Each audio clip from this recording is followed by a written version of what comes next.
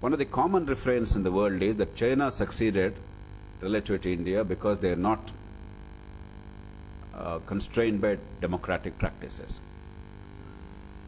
Many people, I'm sure, agree, but I am one of the few in the world actually arguing that China succeeded spectacularly wherever their actions were democratic.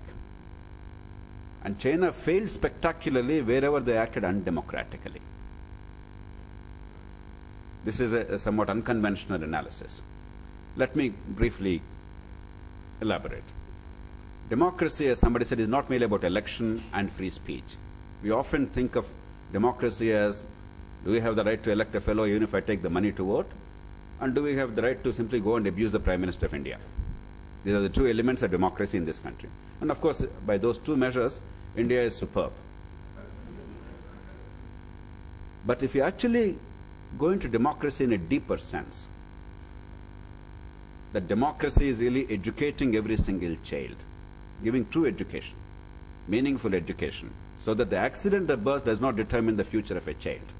No matter how poor your circumstances are, how illiterate your parents are, that you can compete with a collector's son and a minister's daughter, the society has given you an opportunity to fulfill your true potential. To me, that is democracy.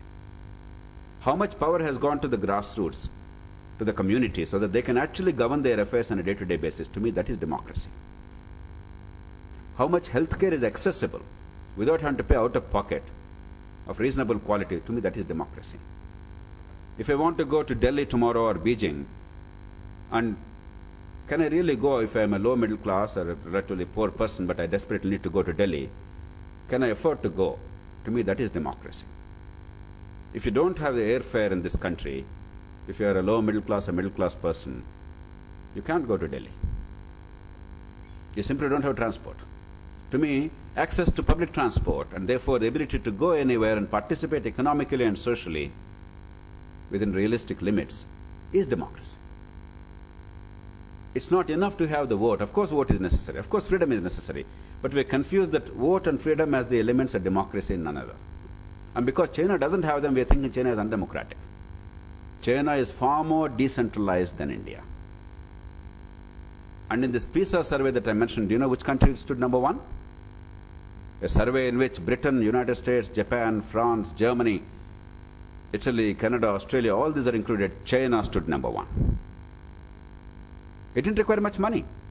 It required passion. It required institutions. It required guts. It required, say, damn it, our kids must have a chance. Second to none. To me, that is democracy. But wherever China acted autocratically, they had a terrible thing called the Great Leap Forward. When Mao Zedong was there in the 1950s, he did all kinds of stupid things. I don't want to go into details of Chinese history.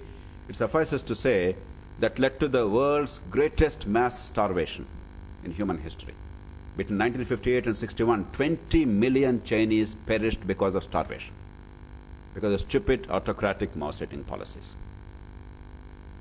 In 1968 or late 60s, they had what was called cultural revolution. 90% of their cultural heritage was vandalized and destroyed. People were humiliated. College teachers, educated youngsters, they were all humiliated because they were studying. Education and anything called intellectual refinement was seen as something suspect and bad. The same thing was taken to extreme lengths in Cambodia, where 1/3 of the population was killed by the government itself. Everybody who had soft hands was presumed to be a person who was not physically working, therefore he was killed. Everybody who had glasses, seriously, if you had glasses, that means you were reading. Anybody who was reading anything was killed. I'm not exaggerating a bit. Otherwise, to kill 1/3 of your people is not that easy. It takes enormous effort. In Cambodia, they did that. And they killed the smallest child in the presence of the parents to make the pain much more unbearable. And then they moved upwards. In China, it was not that bad, but they did pretty much that. So don't confuse vote for democracy. Even in tyrannical or autocratic China, there are many democratic elements. And it is those democratic and sane elements that have actually stood in good stead for China. In the guise of democracy, we have failed to really operationalize these elements of democracy. If we are 73rd in the world out of 74 countries in education, we are not democratic. If a child born to poor parents, born in lower castes, however bright that child is, has no chance to fulfill her potential, how can you call it a democracy, pray tell me? How is it a democracy? Just because you have a vote and you get some 100 rupees or 500 rupees from the rascal who wants to be next MLA for the vote? Or you'll get a 1 rupee a kilogram rice ration card, therefore it's a democracy? How can it be? We have to look at this whole issue of democracy and systems and governance much deeper. I know what I say is very controversial. All of us agree that there is no substitute to democracy. But let's not confuse that one or two external manifestations of democracy actually constitute democracy. They do not.